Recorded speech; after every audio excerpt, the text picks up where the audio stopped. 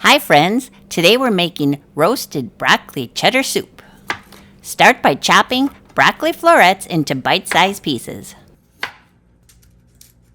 Next up, chop an onion into similarly sized bite-sized pieces.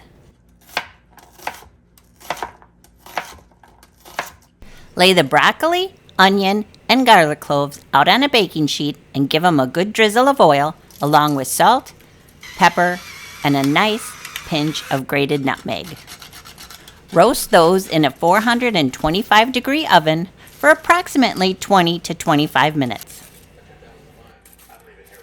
And give them all a good stir.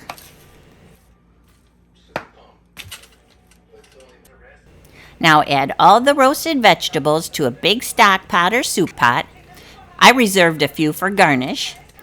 And then add in another drizzle of oil, a big old helping of butter. Give that all a good stir. And then we're going to add flour to this as a thickener for when we add the chicken broth or chicken stock, which comes next.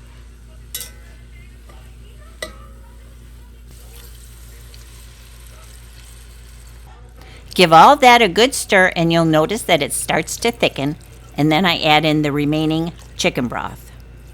Once that comes to a low simmer, I pull out the immersion blender and I carefully and slowly blend the soup until it's nice and creamy.